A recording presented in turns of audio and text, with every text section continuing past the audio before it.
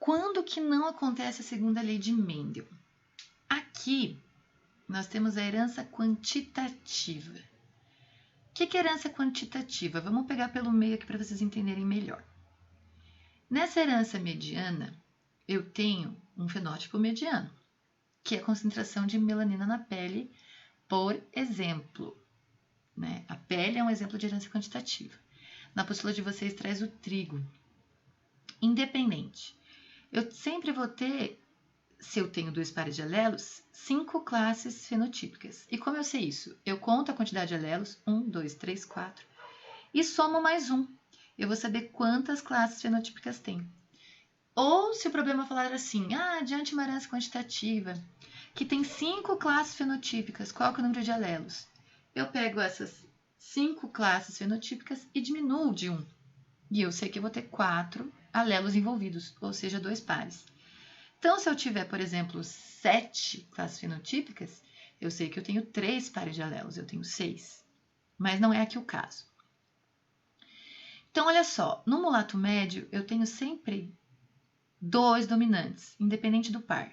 Aqui é o azão-azão, aqui é o azão-bezão e aqui é o bezão-bezão. 2.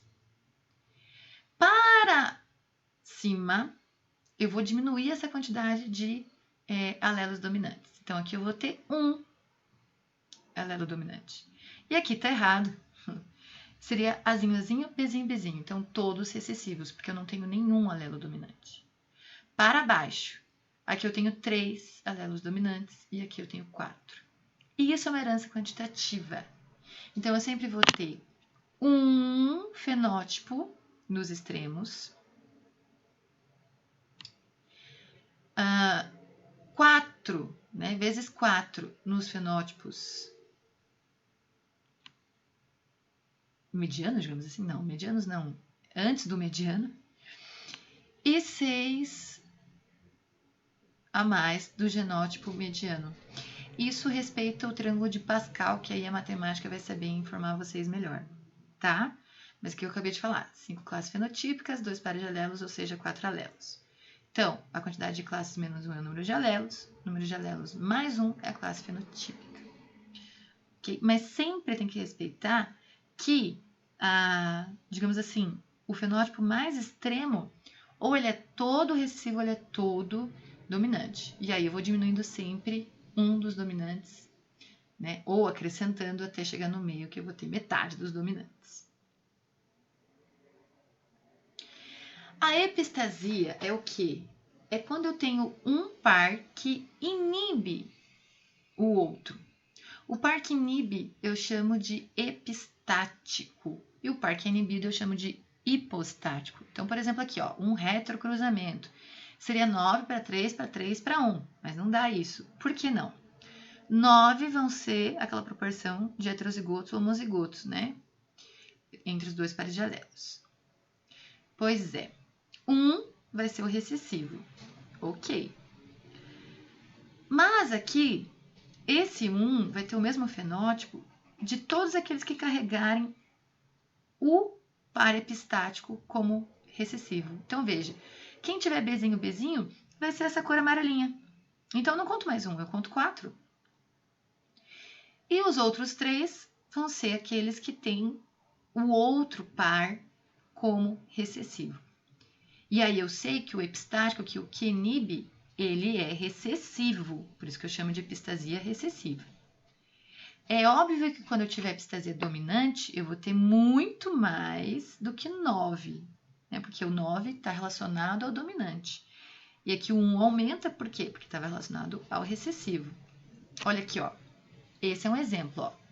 Então, aqui eu tenho que, eu vejo que quando é todo recessivo é marrom.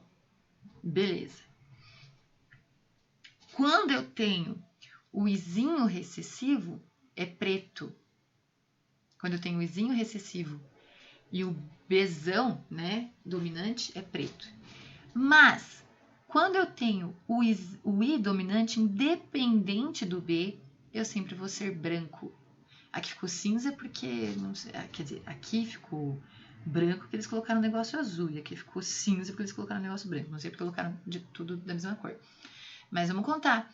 1, 2, 3, 4, 5, 6, 7, 8, 9, 10, 11, 12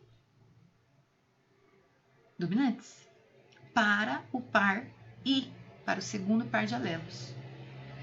Quando ele é recessivo, se o B é dominante, me dá preto. E quando os dois são recessivos, me dá marrom. Então, eu sei que o gene epistático que inibe é o Izão. Só que agora não é mais duplo recessivo. Ele é dominante, como heterozigoto, como homozigoto. Ele é epistático. Então, eu chamo de epistasia dominante. Aqui é um exemplo bem clássico também. Então, veja. Eu tenho aqui, ó, os dois recessivos, eu tenho que é branco. Quando o par de alelo I é dominante, ele é branco. Branco, branco, branco, branco, branco, branco. Ele só vai ter cor quando ele for recessivo, o I for recessivo, e lógico, o C for dominante. Então, eu só vou expressar cor quando esse I não inibir a cor. E quando ele é dominante, ele vai sempre inibir, independente do C ser dominante ou recessivo. E aí eu tenho proporção aqui, que eu não tenho 3 fenótipos, eu tenho só 2, de 1, 2, 3, 4, 5, 6, 7, 8, 9, 10, 11, 12, 13 para 3. Então, assim eu sei que eu estou com epistasia, que eu não sigo a proporção da segunda lei de Mendel. No próximo capítulo, a gente vai ver sobre Thomas Morgan, que ele fala da distância entre os genes. Nós não vamos falar sobre isso agora para não misturar as coisas. Tá? Então, vamos considerar que todos esses alelos que a gente estudou estão em cromossomos separados. O Czão está num cromossomo e o Izão está num outro par, que na hora da formação do zigoto, né, pode ser que tenha ficado essa combinação. Vejam, gente, o que a gente tem que ficar claro, fora as exceções, né? Retrocruzamento, sempre a proporção 9 para 3 para 3 para 1 de genótipo, e o fenótipo vai depender se segue ou não a segunda lei. Se não tem epistasia, o fenótipo vai ser igual ao genótipo. Se não tem herança quantitativa, o fenótipo vai ser igual ao genótipo. Se tem, cada genótipo pode indicar alguma coisa diferente, né?